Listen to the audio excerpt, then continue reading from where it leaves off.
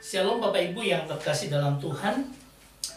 Saya akan membawa sebuah judul yang unik kali ini, yaitu Sate Ayam Membangun Kedewasaan Rohani. Mungkin ada yang bertanya, kenapa di serial Tanda? Ya, kalau serial Tanda itu artinya pengalaman hidup saya bertemu dengan Tuhan, inspiration behind the scene, bagaimana saya memahami Tuhan setiap momen dalam hidup saya. Itu yang saya ungkapkan. Dan kali ini berhubungan dengan sate ayam. Apa hubungannya dengan kedewasaan? Kita coba simak cerita saya. Jadi pada minggu ketika kami selesai beribadah jam 9, kemudian hari Minggu yang kemarin ini adalah ketika selesai perjamuan kudus, kemudian biasanya ada tempat, ada taman, kita bisa minum kopi di situ.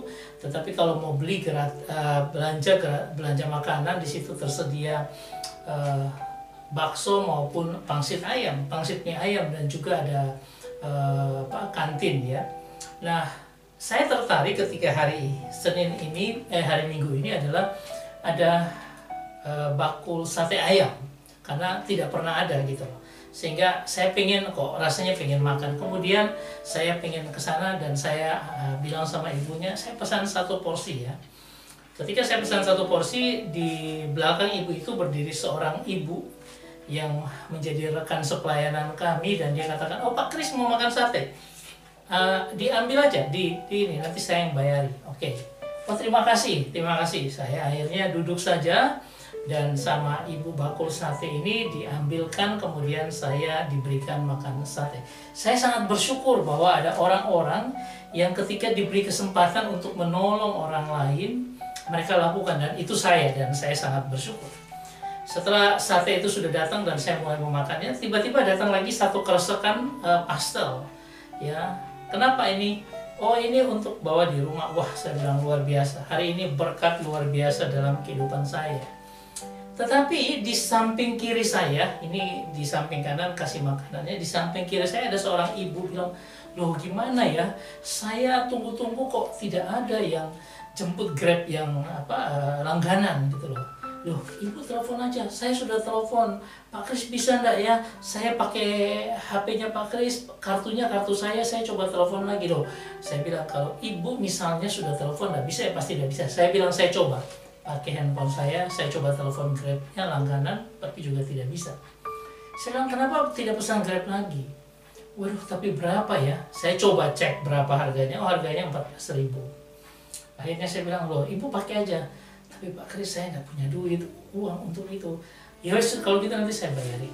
Ingat, ketika saya diberi makanan seperti itu, saya merasa sangat bersyukur, dan ada orang di samping saya yang mengalami kesusahan, dia mau pulang aja tidak bisa, dan suara itu bergerak keras dan berkata, "Bantu dia." Ketika itu sudah selesai, saya pesankan selesai, saya mulai makan sate dan sebagainya. Ketika saya makan sate, di satu meja itu ada teman lagi yang lain, lalu bertanya begini, "Pak Kris, saya mau beli minum. Pak Kris belum punya minum ya?" "Oh iya, belum." "Ya, saya beli sekalian." Waduh, berkat Tuhan, sudah dikasih makanan, dikasih minumannya juga. Saya sangat bersyukur hari itu. Saudara, apa yang kita mau belajar dari sate dan kedewasaan rohani ya? Coba kita lihat ayat ini dulu ya, bahwa kita harus punya kesempatan membantu orang lain, harus kita lakukan. Karena di dalam Galatia, pada pasal yang ke-6 ayat 10 dikatakan, "Karena itu selama masih ada kesempatan bagi kita, marilah kita berbuat baik kepada semua orang, terutama kepada kawan-kawan seiman." Orang yang memberikan saya makanan itu, ketika itu dia pasti ada kesempatan, dan Tuhan mungkin berbicara dengan dia, "Berikan berkat-Mu untuk Pak Christian." Dan saya sebagai penerima juga punya kesempatan yang sama, bersyukur. Dan saya bersyukur, dan ketika saya sedang bersyukur, ada orang lain yang butuh juga, dan saya juga memberikan. Semua punya kesempatan untuk membantu orang lain ya. Nah, ini yang saya katakan, kita belajar untuk dewasa. Karena apa? Ibu yang memberi ini, dia sedang belajar memberi untuk membangun kedewasaan imannya, bahwa memberkati orang harus saya lakukan. butuh banyak sekali kita melakukan untuk membangun sebuah way of life, jalan hidup kita untuk senantiasa membantu orang lain, terutama kawan seiman, tapi orang lain juga di luar sana. Saudara, saya juga belajar, demikian juga teman saya juga yang tadi kasih minuman juga belajar, dan kami semua sama-sama belajar. Nah, saya mau coba kita merenungkan ayat ini ketika dia berkata, Galatia 6 ayat 10. Karena itu, selama masih ada. Saudara, kata masih ada berarti kita punya, ya. Dari kata Yunani exomen artinya. Nah, arti kata ini adalah sebenarnya kalau dalam tata bahasa dikatakan sebagai present. Sekarang ini kamu masih punya sesuatu, di mana itu subjunctive karena dia akan memberikan sesuatu kepadamu, ya, nantinya. Subjunctive ini dia kepunyaan yang punya subjunctive, yang punya kemungkinan ke depan, karena kata kesempatan itu dari kata kairon, ya, yang dikatakan tentang kairos, waktu peluang, waktu anugerah Tuhan. Kata kara ini dikatakan bahwa di depan itu ada sesuatu yang akan terjadi, di mana jika kita manfaatkan waktu itu akan menguntungkan kita. Kalau dalam kasus kita, ketika kita menggunakan kesempatan, ibu ini menggunakan kesempatan memberkati saya, dia sedang belajar untuk mendapatkan keuntungan di masa depan, bahwa dia sedang membangun imannya, dia sedang membangun manusia rohaninya untuk belajar memberi juga bagi saya atau bagi orang lain juga. Dia sedang belajar itu. Ya, jadi ketika masih ada kesempatan punya, saya berikan kesempatan itu, saya pakai sekarang juga untuk apa? Untuk marilah kita berbuat baik kepada orang lain, kepada semua orang. Ya, kata marilah kita berbuat baik itu adalah ergasometa. Ergasometa artinya you should do. Kau harus bekerja, you should work. Kamu harus bekerja untuk apa? Menghasilkan sesuatu. Ya, apa yang kita harus kerja? Berbuat baik, melakukan kebaikan, agaton, ya. Jadi ergasometa agaton, ya, agaton artinya berbuat baik kepada siapa? Semua orang. Pros, ya, dikatakan pros pantas, ya, di mana semua orang, siapa saja itu dikatakan kita harus berbuat baik. Tetapi dikatakan terutama, malista, especially, khususnya, terutama, lebih banyak lagi kita lakukan kepada kawan seiman, ya.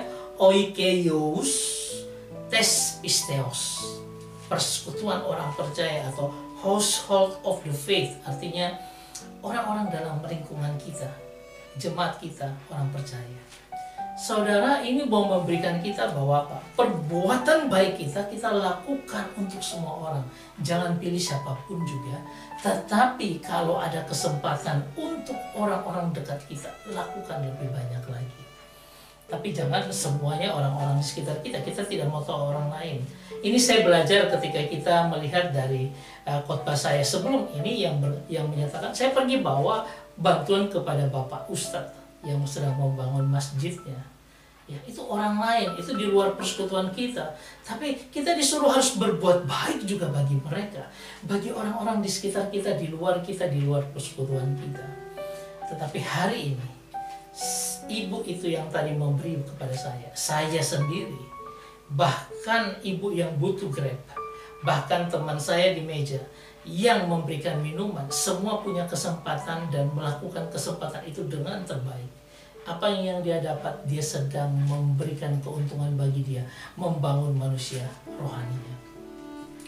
Ketika kita sedang ngobrol begitu, terus teman yang dengan satu meja dengan saya berkata begini, itu kalau diberkati, bagaimana kalau kita belum diberkati? Apakah kita punya kesempatan ada untuk memberkati orang lain?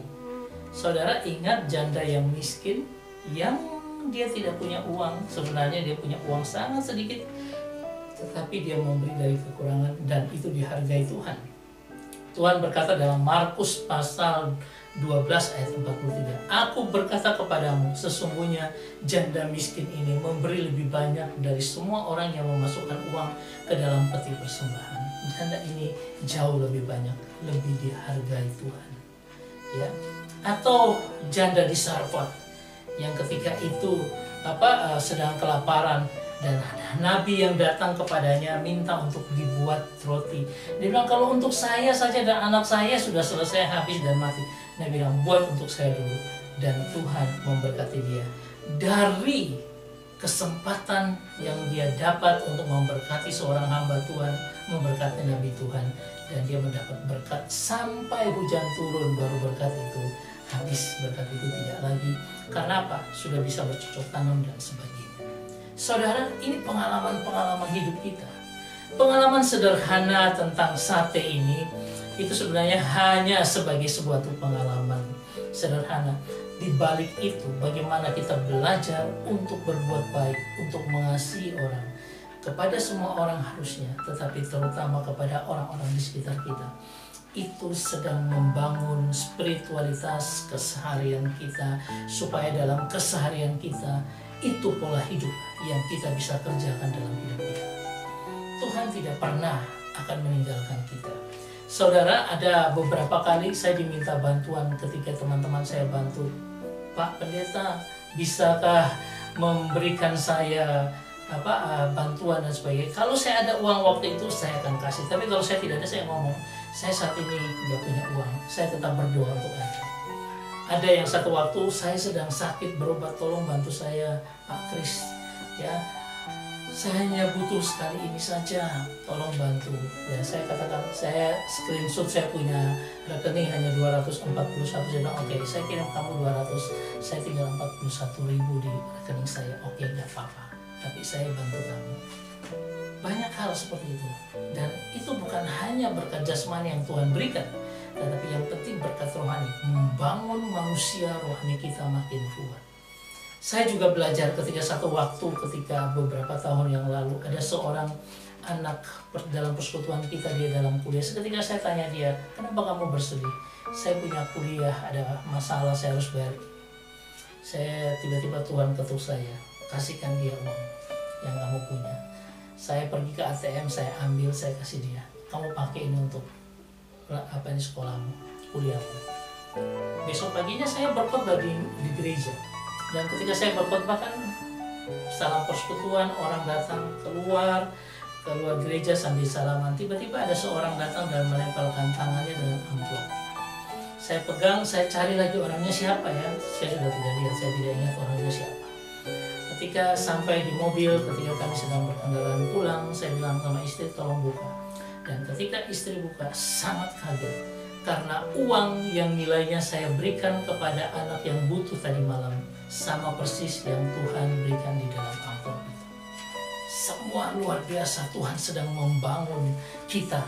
Hanya kesempatan-kesempatan itu kadang tidak terulang lagi. Dan ketika kita dapat kesempatan seperti itu, saya katakan, pakai kesempatan itu. Karena itu pasti akan menguntungkan. Bisa berkat Tuhan akan Tuhan berikan ke depan.